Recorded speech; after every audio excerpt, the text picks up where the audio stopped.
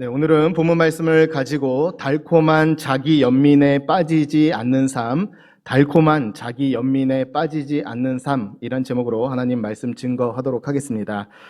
조지 레이코프라는 사람이 있는데요. 이 사람이 쓴 책 중에서 아주 유명한 책이 하나가 있습니다. 책 제목이 뭐냐면 코끼리는 생각하지 마. 책 제목이 코끼리는 생각하지 마라는 책이에요. 이 책은 그 미국 대선을 언어학의 관점에서 분석하고 접근한 그런 책입니다. 실제로 2000년대 초반에 미국에서 이 두 대선 후보가 붙었습니다. 존 케리라는 사람하고 조지 부시라는 이제 대통령이 같이 붙어서 누가 대통령이 될지를 겨루는 그러한 대통령 선거가 있었습니다. 많은 사람들이 이 존 케리가 이제 더 공약도 좋고 더 모든 면에서 뛰어나서 모두 다 그가 될 거라고 생각했고 의심치 않았습니다. 그런데 문제는 이 존 케리라는 사람이 계속적으로 했던 한 가지가 있는데 무엇이냐면 계속해서 조지 부시에 대해서 얘기했다는 거예요. 부시의 공약은 이렇게 돼야 돼. 부시는 이걸 바꿔야 돼. 부시는 이렇게 했었어야 돼. 계속 부시에 대해서 이야기를 했다는 거예요. 그런데 여러분, 사람들도 그렇지만 사람들에게 코끼리를 생각하지 마. 그러면 그때부터 막 열심히 코끼리 생각하거든요. 이 마찬가지로 부시가 이렇게 했어야 돼. 부시는 이래서 안 돼라고 얘기했는데 거꾸로 많은 사람들이 뭘 생각한 거예요? 아, 맞아. 부시를 생각하게 됐다는 거예요. 그러면서 이제 뽑히게 된 대선이 바로 그 당시의 대선이었다. 이거를 이제 언어학적으로 분석을 한 겁니다. 그런데 사실 이런 원리가 선거에만 적용되는 건 아닌 것 같습니다. 우리 삶 가운데서도 기대했던 것이 어그러지고 노력했던 바가 안 이루어지게 되면 우리는 어떻게 되냐면 그것을 계속해서 생각하고 되뇌일 뿐만 아니라 나아가서 그것에 대해서 계속 말하고 또 말하게 된다는 거예요. 그러다 보면 그 일어났던 일들이 그냥 지나가는 일, 내게 일어났던 한 사건이 아니라 그 일들이 어떻게 되느냐, 계속적으로 말하고 계속적으로 그것을 붙들 때 오히려 내게 영향을 주는데 나로 하여금 나는 비참한 사람이야, 나는 별 볼 일 없는 사람이야, 나는 안 될 거야, 이렇게 생각하게 함으로써 자신을 자기 연민에 스스로를 불쌍하고 초라한 그러한 길로 이끌어버린다는 사실입니다. 그런데 더 중요한 건 뭐냐면요, 이 자기 연민이, 한번 따라할까요? 너무나 달콤하다.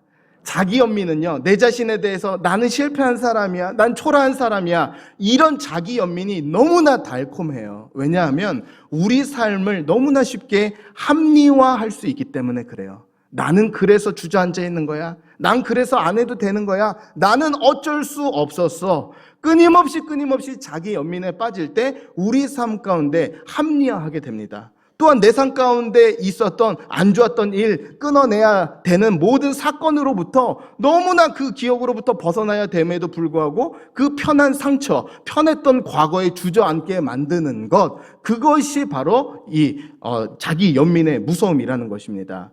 그래서 존 파이퍼라는 목사님이 자기 연민의 무서움을 이렇게 얘기했습니다. 자기 연민은 믿음을 질식시키고 소망은 고갈시키며 남을 섬기려는 의지는 빼앗아간다. 이 자기 연민에 빠지면요, 우리 믿음을 조금씩 질식시키고요, 또한 우리 삶 가운데 소망을 갖는 게 아니라 소망을 조금씩 고갈시키고 다른 사람을 위해서 섬기려는 고귀한 모든 헌신의 발걸음들을 다 무가치한 것으로 끊어내게 된다는 사실입니다. 이 자기 연민의 무서움을 오늘 우리가 말씀에서 분명하게 보게 되는데요, 특별히 성경에 나오는 선지자 중에서 가장 위대한 선지자, 가장 극적인 기적을 이뤄냈던, 하늘에서 불을 내리게 했던 그 위대한 선지자가 바로 자신이 걸어가던 길에서 이탈했던 것 또한 무엇 때문에? 자기 연민에 빠졌을 때, 내 자신을 너무 무가치하고 별 볼 일 없는 사람으로 여겼을 때 맡겨주신 사명의 길이 아니라 초라함의 길을 걸어가게 됐다는 것입니다. 오늘 이 말씀을 통해서 우리 삶 가운데도 자꾸만 찾아오는, 너무 익숙하고 너무 편안하고 너무 달콤하게 내 삶 가운데 찾아오는 이 초라함과 부족함과 이 자금의 자기 연민이 있다면 오늘 엘리야에게 임했던 동일한 은혜가 우리 삶 가운데도 임할 수 있기를 간절히 소망합니다. 오늘 말씀을 보니까 먼저 우리에게 이야기하고 있는 것이 무엇이냐, 우리가 자꾸 빠지는 그 자기 연민이 있는데 사실 이 자기 연민이라는 것은 약한 자의 마음에 있는 실상은 교만의 소리라는 거예요. 나는 비참해, 나는 초라해, 나는 안 될 거야, 이런 것들이 상황에 대한 객관적인 평가가 아니라 실제로 약한 자의 마음에 있는 교만의 소리라는 거예요.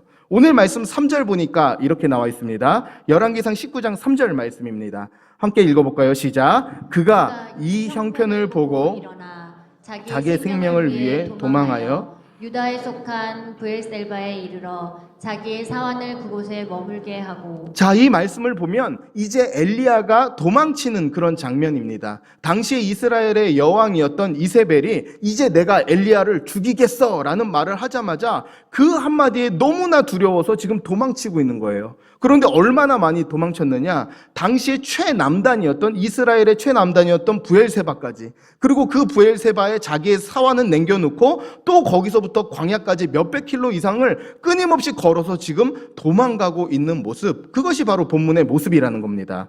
그런데 3절 말씀 보니까 이런 표현이 있어요. 그가 이 형편을 보고, 이렇게 나와 있습니다. 그런데 여기서 이 형편을 봤다는 건요, 객관적으로 상황을 계산기 두드려보고 평가를 내렸다는 것이 아니라 원어적으로는 그가 큰 두려움에 빠져서, 그가 염려가 되어서, 이런 뜻입니다. 그러니까 지금 오늘 엘리야가 왜 도망치고 있습니까? 너무 걱정되고 너무 염려돼서 도망치고 있다는 사실이에요. 우리는 믿기가 너무 힘듭니다. 하늘에서 불까지 내린 사람이고 그렇게 위대한 선지자인데 뭐가 두렵겠는가? 근데 그에게 임했던 자기 연민과 초라함과 비참함이 임했기 때문에 그래요. 엘리야가 가지고 있었던 한 가지 기대가 있었습니다. 무엇이었냐? 이제 갈멜산에서 850대 1로 하나님이 살아계신 신인지 아니면 우상이 살아계신 신인지 두 싸움에서 분명히 하나님이 이기기만 하면 이 모든 백성들이 다 돌아올 거라고 생각했어요. 변화가 일어나고 이제 이 백성이 언약을 지키는 백성, 하나님께 돌아와서 하나님 위에 살아가는 그 백성이 될 거라고 생각했어요. 그런데 불이 내리고 실제로 엄청난 기적을 봤음에도 불구하고 이들이 변화된 것 같지 않아요. 그러니까 그 변화되지 않는 현실 가운데서, 그리고 또 그렇게 애써고 노력했던 자신을 보니까 자신은 너무나 초라하고 이런 게 없는 것 같아요. 그러니까 급격한 침체로, 급격한 초라함 가운데 그가 빠지게 되었다는 사실입니다. 사실 저도 이런 경험이 있는데요. 제가 예전에 중고등부 사역을 했던 교회가 굉장히 큰 대형 교회였습니다. 중고등부에 있는 사역자만, 교육자만 전도사님이 15명이었어요. 중고등부 전도사님만. 굉장히 큰 교회였죠. 그런데 그 교회에서 모든 전도사님한테 설교할 수 있는 권한을 준 게 아니고 이제 돌아가면서 설교를 하거나 아니면 설교 준비를 열심히 한 사람만 설교할 수 있는 기회를 줬어요. 그런데 제가 거기에 뽑혀서 이제 매주 설교하는 그 은혜를, 그 기회를 잡게 된 겁니다. 그래서 매주 설교를 이제 하게 됐는데 그때 당시에 아주 특이한 시스템이 하나가 있었어요. 뭐냐면 말씀을 전하는 그 주의 종들은 설교문을 토요일 날 아침까지 다 완성을 해서 그 담당 목사님한테 보내드려야 돼요. 그러면 그 담당 목사님이 한번 읽어보고 좀 부족했던 모습 있으면 고쳐주기도 하고 도와주는 거예요. 그런데 그 담당 목사님이요, 유독 저한테만 어떻게 했냐, 그 이메일로 답도 없어요. 이제 그 10시가 예배인데 꼭 9시 50분에 불러요. 임전도사 사무실로 와라. 그럼 가는 거예요. 그럼 설교문을 이렇게 빼갖고 가면 이미 손에 빨간 펜을 들고 있어요. 그러면서 이렇게 지적을 해주는 거예요. 여기 이거는 표현이 좀 너무 거칠고 이 표현은 좀 빼는 게 좋겠고 얘기를 해요. 그러다가 딱 2분 남았을 때 9시 58분에 자, 이제 나가서 말씀 전해, 이런다고요. 그러면 이제 막 빨간 펜으로 여기 막 낙서가 돼서 이거 뭐 빵점짜리 이제 맞고 가는 거예요. 가면은 그게 뭐 설교가 제대로 되겠습니까? 뭐 여기 빼고 저기 빼고. 또 그렇게 하고 있는데 그분이 자주자주 그랬다고요. 또 이제 말씀 전하려고 그러면 임전도사 잠깐 와봐. 그래갖고 가면 또 빨간색으로 쳐져갖고 나중에는 어떻게 했냐, 너무 보내기도 싫은 거예요. 아니 내가 이렇게 열심히 준비했는데 이게 하나님의 말씀을 내가 대언하는데 어떻게 감히 거기다가 빨간 펜 지도를 하고 있어. 그래서 제가 막 안 가고 싶은데도 사람 보내갖고 막 잡아와갖고 계속 한 거예요. 나중에 제가 이제 그 교회를 옮길 때 그 목사님한테 찾아가서 물었습니다. 목사님 왜 그렇게 하셨어요? 왜 저한테 그렇게 무서운 빨간 펜 선생님이셨어요? 제가 물어봤어요. 그랬더니 이 목사님이 하시는, 지금도 이제 저한테 너무 이렇게 친한 형 같은 목사님이신데 그분이 이렇게 얘기를 하더라고요.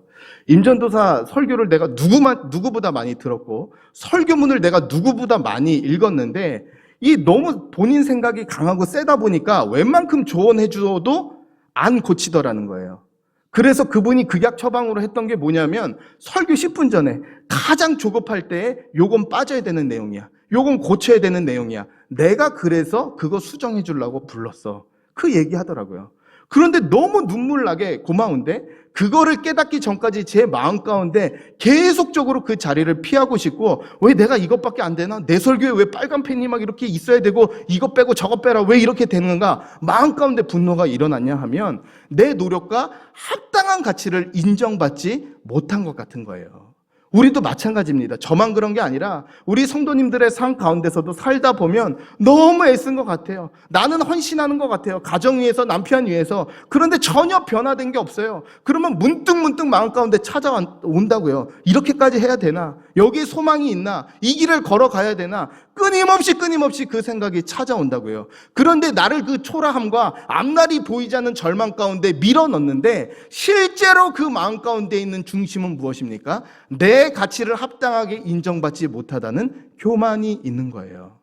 그래서 여러분, 자기 연민에 빠지고 초라함에 빠진다는 건요, 실제로 내게 일어났던 일들이 크고 중하고 나를 작게 만들었다는 것이 아니라 여전히 내 안에 너무나 시퍼렇게 살아있는 교만이 있는 거예요.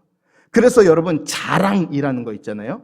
자랑이라는 것은 교만한 사람, 특별히 강한 자들의 내면에서 들리는 교만의 소리가 자랑이에요.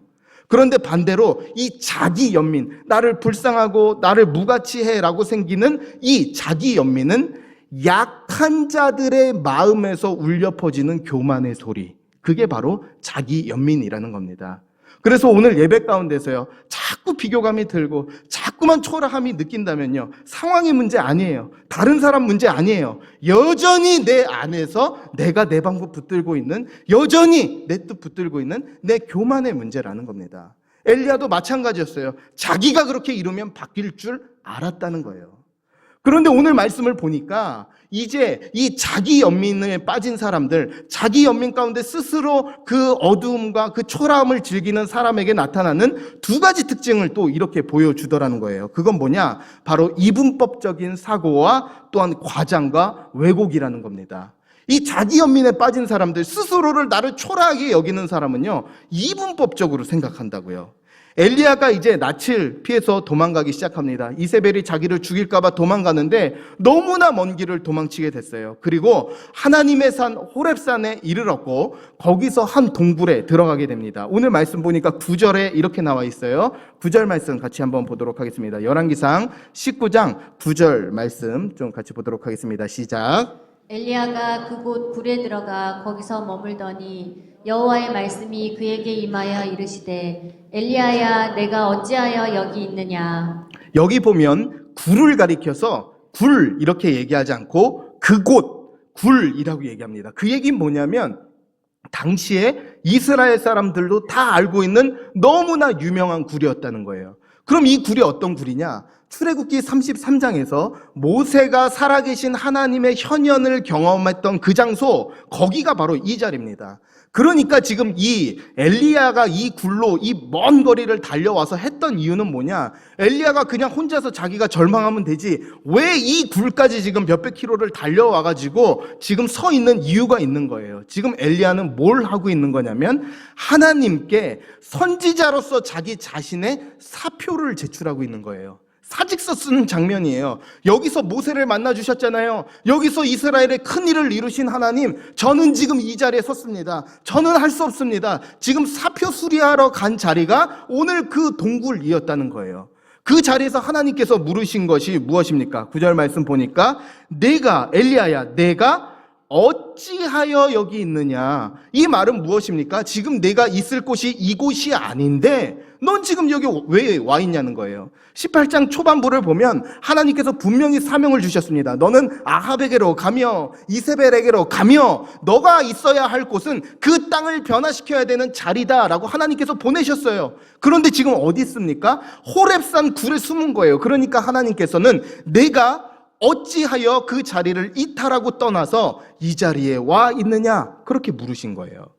그 질문에 대해서 이렇게 대답합니다. 10절 말씀인데요. 같이 볼까요? 10절 말씀입니다. 시작. 그가 대답하되 내가 만군의 하나님 여호와께 열심히 유별하오니 이는 이스라엘 자손이 주의 언약을 버리고 주의 제단을 헐며 칼로 주의 선지자들을 죽였으며오며 오직 나만 남았거늘 그들이 내 생명을 찾아 빼앗으려 하나이다. 여기서 나타나는 분명한 엘리야의 지금 사고 방식이 이렇게 나옵니다. 그가 대답하되 내가 만군의 여호와께 하나님의 열심히 유별하오니, 나는 너무나 유별한 거예요. 나는 잘 믿는 사람인 거예요. 그런데 이는 이스라엘 자손이 주의 언약을 버렸고 주의 제단을 헐었고 칼로 주의 선지자들을 죽였습니다.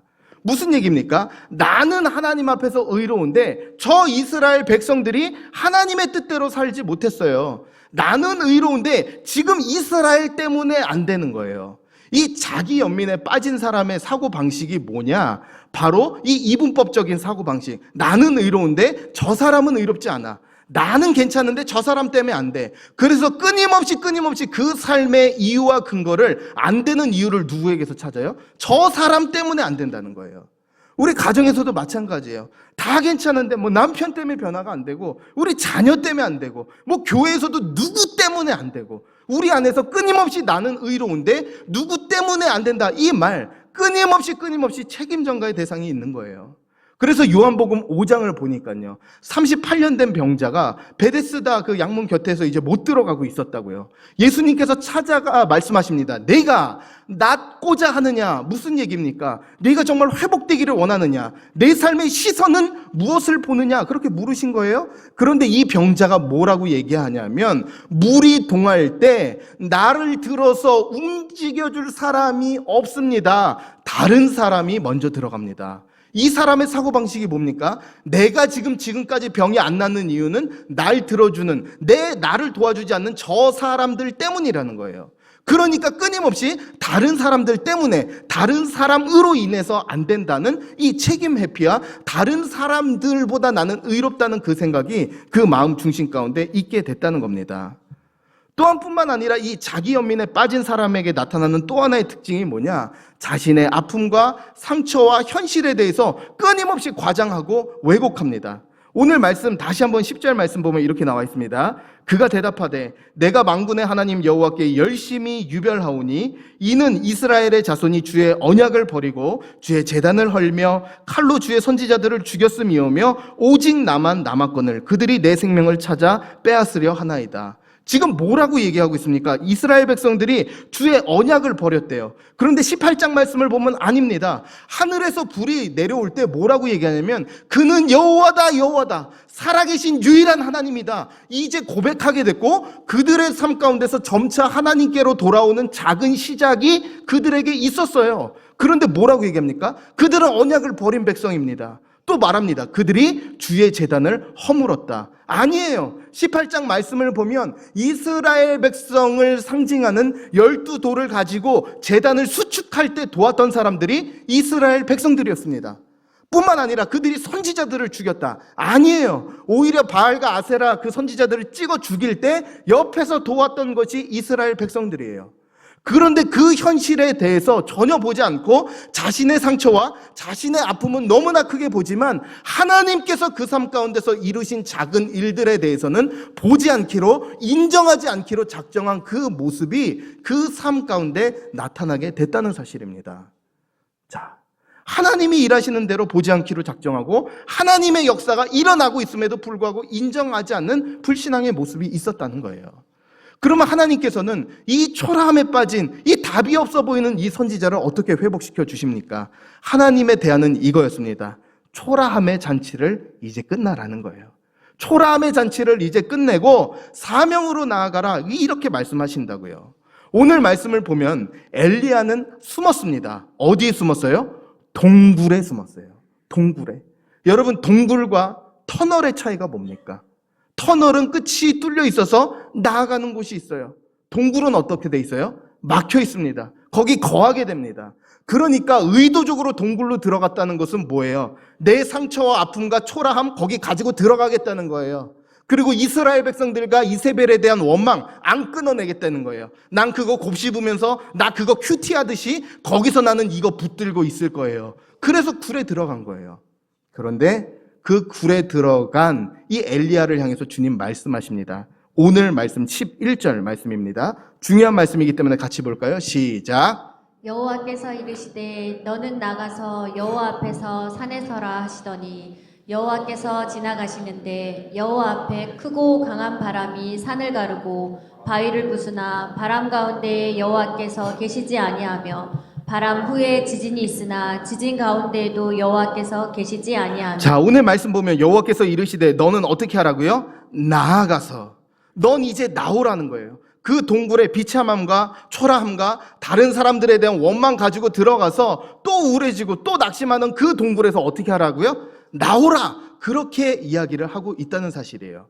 그런데 성경 말씀을 보면 모든 낙심한 사람들, 과거의 심각한 결격사유와 심각한 아픔과 심각한 눈물이 있는 자들을 일으키시는 주님의 방정식은 늘 똑같았습니다. 하나님께서는 일어나라! 이제 끝내라! 그렇게 선언하세요. 그 이유는요, 하나님께서 우리의 상처와 아픔과 초라함을 모르셔서가 그런 게 아닙니다. 내가 생각하는 내 초라함의 답, 내가 생각하는 그 상처에 대한 답이 아니라 주님만이 그 자리에서 일으켜 주실 수 있기 때문에 그 말씀을 하시는 거예요. 그래서 여호수아 7장 10절 말씀 보면 이런 말씀이 나와 있습니다. 이제 이스라엘 백성들이 여리고성을 돌다가 승리를 이뤘어요. 이제 모든 가나안 땅 다 점령할 것 같았습니다. 그런데 그 다음으로 아주 작은 성, 이름도 아이잖아요. 아이성 쳐들어갔다고 졌다가 졌습니다. 그래서 이제 절망하던 이스라엘 백성들에게 뭐라고 말씀하십니까? 같이 읽어볼까요? 시작. 여호와께서 여호수아에게 이르시되 일어나라. 어찌하여 이렇게 엎드렸느냐. 뭐라고요? 어찌하여 이렇게 엎드렸느냐. 아이성 전투 때문에 우리는 망했습니다. 이제 이 가나안은 정말로 정복 못할 겁니다 라고 말하는 그에게 뭐라고 얘기합니까? 어찌하여 이렇게 엎드렸느냐. 지금 전쟁이 끝난 것이 아닌데, 이제 겨우 전쟁의 초반부인데 여기서 졌다고 끝난 게 아닌데 내가 너에게 승리를 줄 건데 어찌하여 엎드려 넘어져 있느냐. 이제 일어나라 말씀하신 거예요. 뿐만 아니라 사무엘상 16장 1절 말씀에 봤어도 첫 번째 이스라엘의 왕 사울이 비참하게 실패합니다. 그런데 그렇게 해서 너무나 절망하고 울고 있던 사무엘에게 하나님 이렇게 말씀하세요. 같이 읽어볼까요? 시작. 여호와께서 사무엘에게 이르시되 내가 이미 사울을 버려 이스라엘 왕이 되지 못하게 하였거늘 내가 그를 위하여 언제까지 슬퍼하겠느냐. 너는 뿔에 기름을 채워 가지고 가라. 내가 너를 베들레헴 사람 이새에게로 보내리니 이는 내가 그의 아들 중에서 한 왕을 보았느니라 하시느니라. 언제까지 슬퍼하겠느냐. 한번 따라할까요? 언제까지? 조금만 더 크게. 언제까지 슬퍼하겠느냐. 언제까지 슬퍼하겠냐는 거예요. 이스라엘의 마지막 왕도 아니고 왕조의 첫 번째로 인간들이 세웠던 불완전한 왕이었잖아요. 이제 하나님이 다윗 준비해 놨는데 왜 남은 모든 과정들을 절망으로 실패로 결정하기로 작정했냐는 거예요. 언제까지 슬퍼하겠느냐. 이제 새 왕을 예비했으니 이제 새 승리를 주리니 이제 일어나라 이야기한다고요. 우리도 마찬가지예요.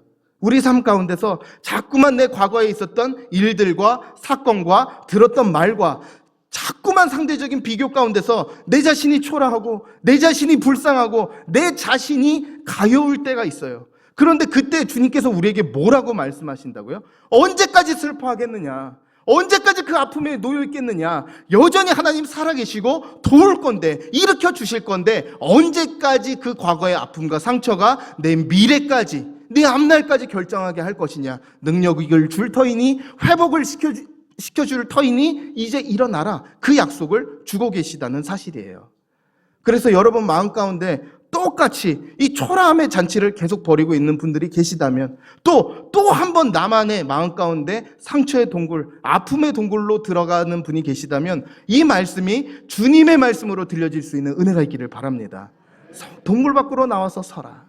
그래서 매트 챈들러라는 목사님이 모든 기독교인들에게 어떻게 회복이 임하는가, 참 감람나무 대신 주님으로 인해 우리는 회복이 일어난다, 이렇게 이야기하면서 한 문단을 정리한 글이 있습니다. 제가 이 글로 오늘 말씀을 좀 마무리하겠습니다. 주님의 회복의 은혜, 성경을 보면 감람나무가 나오는데 이 나무에는 몇 가지 흥미로운 특징이 있다. 그중 한 가지 특징은 베베 꼬임 모양으로 자란다는 것이다. 특히 수백 년이나 1000년 이상 묵은 나무일수록 그렇다. 하지만 감람나무의 가장 놀라운 특징은 다른 데 있다. 땅 위로 나온 부분이 완전히 죽어서 잎이 다 비틀어져 있어도 뿌리는 강하다는 것이다. 이 감람나무는 완전히 썩은 상태에서도 되살아날 수 있다. 복음은 이 감람나무와 같다.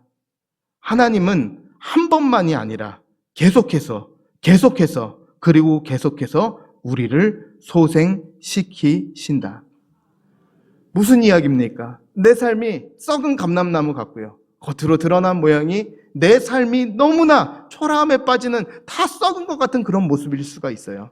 그런데 그 삶의 근거를, 그 인생의 뿌리가 내 자신이 될 때 여전히 썩어 들어갈 거고 여전히 회복과 소생은 어려울 겁니다.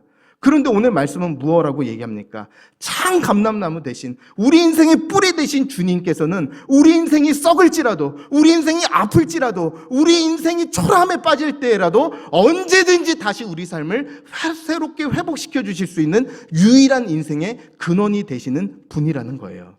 그래서 우리 주님 우리에게 똑같이 말씀하십니다. 내가 언제까지 슬퍼하겠느냐? 내가 언제까지 초라함에 빠져 있겠느냐? 내 인생의 뿌리를 내게 두고 다시 살리는 소생의 역사 가운데 살아가라고 말씀하신다고요.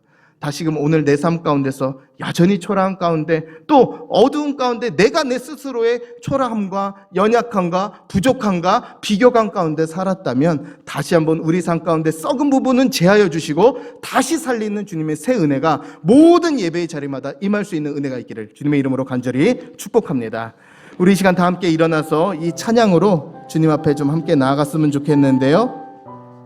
새 찬양입니다. 물 가운데 지날 때에도. 물 가운데 지날 때에도 침몰치 않으며 물 가운데 행할 때에도 너를 상치 못하게 하시니 너를 지명하여 부르신 하나님 큰 사랑 너를 구속하여 살리신 하나님 내게 말씀하시네. 함께 고백합니다. 두려워 말라 두려워 말라 놀라지도 마. 내가 어딜 가든지 무슨 일 만나든지 내가 함께하리라. 두려워 말라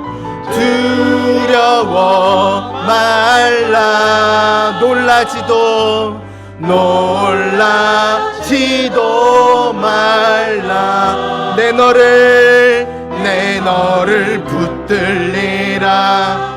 너를 도우리라. 주님야. 우리 처음부터 다시 한번 고백합니다. 우리 인생이 물 가운데 지날 때에도 침몰치 않으며 불 가운데 행할 때에도 너를 상치 못하 너를 지명하여 부르신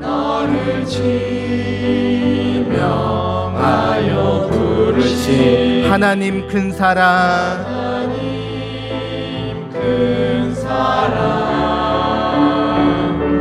너를 구속 위하여 하나님 내게 말씀하시네.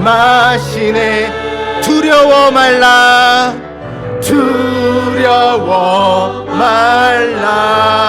놀라지도 말라. 내가 어딜 가든지 무슨 일 만나든지 내가 함께하리라. 두려워 말라 놀라지도 말라. 내 너를 붙들리라 너를 우리 마지막으로 다시 한번 고백합니다. 두려워 말라 두려워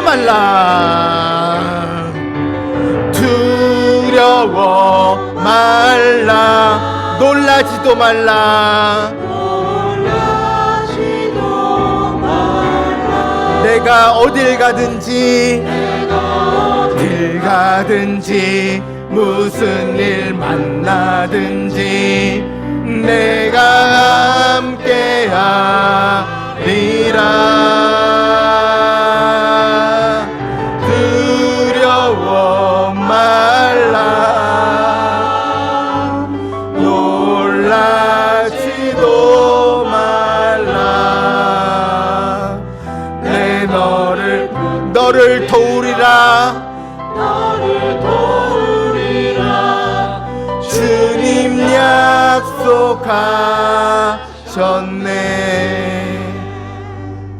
여호와께서 여호수아에게 이르시되 일어나라 어찌하여 이렇게 엎드렸느냐. 여호와께서 사무엘에게 이르시되 내가 이미 사울을 버려 이스라엘 왕이 되지 못하게 하였거늘 네가 그를 위하여 언제까지 슬퍼하겠느냐. 우리 이 시간에 함께 기도할 때 주님 제 삶 가운데서 여전히 엘리야가 들어갔던 그 동굴과 같이 제 삶 가운데 누군가를 향한 원망과 또 제 자신을 자꾸만 초라하게 만드는 그 상황적 어려움으로 말미암아 자꾸 초라함에 빠지고 자꾸 누구 탓하고 환경 탓하며 하나님 그렇게 우울하게 지냈던 우리의 삶을 이 시간 주님 앞에 올려드립니다.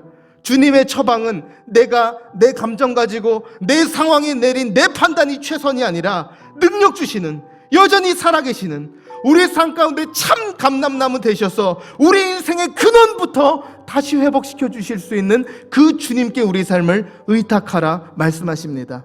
우리 시간 함께 기도할 때 주님 이 주님의 회복의 은혜를 주시기를 원합니다. 하나님 다시 한번 언제까지 슬퍼하겠으며 내가 어떻게 하여 엎드려졌느냐. 다시 한번 그 들려줬던 주님의 회복과 소망의 메시지를 우리 삶 가운데 들려주셔서 말씀의 능력으로 주의 세우심으로 다시 한번 일어설 수 있는 은혜를 허락하여 주옵소서. 우리 시간 함께 은혜를 간구하며 주님 앞에 기도하며 나아가겠습니다. 기도하시겠습니다. 좋으신 아버지 하나님 그렇습니다.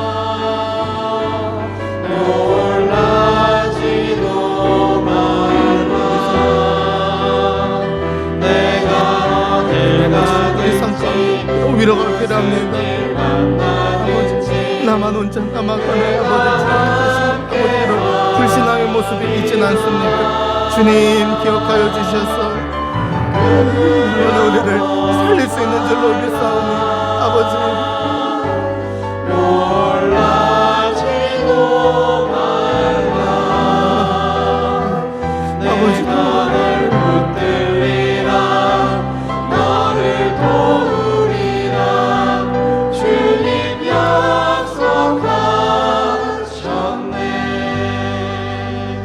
사랑의 하나님, 오늘도 주님께서 임목사야 네가 어찌하여 여기 있느냐 한 명의 각자의 삶의 자리에 물으신다면 하나님 우리 지난 주의 한 주의 삶이 너무나 초라했고 또 너무나 이 삶의 무게에 짓눌려 또 내 삶의 동굴로 또 내 삶의 안락함을 주는 상처와 과거의 자리로 여전히 돌아갔던 우리의 삶인 것을 고백합니다. 다시금 주님 앞에 은혜를 구하오니 이 엘리야에게 들려줬던 그 주님의 말씀과 같이 이제 너는 나가서 여호와 앞에 산에 서라. 이제 너는 내 동굴에, 내 상처에서, 내 작아짐의 자리에 서지 말고 내 인생을 붙들고 있는, 내 인생의 참 감람나무 되는 나로 인하여 다시 한번 회복과 소생과 열어주는 세기를 걸어가라. 주님께서 말씀하여 주심을 믿습니다. 하나님, 이 시간 우리의 삶의 아픔과 눈물의 자리를 주님 앞에 올려드렸사오니 하나님, 계속해서 반복해서 끊어내지 못하고 반복되는 우리 삶 가운데 초라함의 잔치가 있었습니까? 다시 한번 주님으로 인해서 새날을 열어주시는, 우리 삶을 향해서 결코 우리 삶을 그대로 포기하지 않으시는 주의 신실함으로 인해서 그 초라함의 잔치가 끊어질 수 있는 은혜를 허락하여 주시옵소서. 그리하여서 오늘 엘리야와 같이 새날을 열어주시고 새 능력 주신 것으로 말미암아 사명의 자리를 굳건히 살아갈 수 있는 이번 한 주의 삶이 될 수 있도록 모든 성도님들의 삶의 자리 가운데 주님 동행하여 주시되, 넘어질 때마다, 연약함에 빠질 때마다 우리가 어떠한 은혜로 말미암아 회복되었으며 십자가가 우리 삶을 붙잡고 있음으로 인해서 이번 한 주도 마주하는 삶 가운데, 보이는 세상 가운데서 보이는 방식으로 살지 않고 느껴지는 방식대로 살지 않고 오직 믿음으로 살아낼 수 있는 이번 한 주의 삶이 되게 하여 주시옵소서. 그래서 하나님, 우리는 자신의 자꾸만 작아짐에 빠지는 자기 연민에 또한 힘으로 사는 것이 아니라, 자기 연민을 즐기며 사는 자들이 아니라 주님 안에서 새로운 정체성, 새로 회복시켜 주시는 그 은혜를 붙들고 사는 자들입니다. 이번 한 주의 삶 가운데서도 주님의 우리 삶 가운데서 여전히 썩어 있고 여전히 새 생명이 필요한 모든 삶의 자리마다 주님께서 찾아가 주셔서 참 감람나무 되신 주님으로 인해서 회복의 역사가, 되살림의 역사가, 다시 웃게 하시는 역사가, 다시 꿈꾸게 하시는 역사가, 어둠 가운데 빛으로 임하시는 그 주의 새 역사가 임할 수 있는 이번 한 주간의 삶이 될 수 있도록 주님 그렇게 신실하게 역사하여 주시옵소서. 이제는 우리 주 예수 그리스도의 은혜와 하나님 아버지의 다음 없으신 사랑과 성령의 감동, 감화, 위로, 교통하심이 내가 어찌하여 여기 있느냐, 내가 어찌하여 초라한 가운데, 내가 어찌 과거에, 내가 어찌 비교에 사로잡혀 있느냐라는 그 말씀 가운데 다시 한번 주의 말씀을 힘입어 주 앞에 서기로 결단하는 모든 주의 열방의 성도들, 권속들 머리 위에와 그들의 가정과 사업장 위에, 그리고 온 열방에 세워진 주님의 몸된 교회와 선교지, 특별히 북한의 지하교회 성도들 머리 위에 이제로부터 영원토록 함께 계시기를 간절히 축원하옵나이다. 아멘.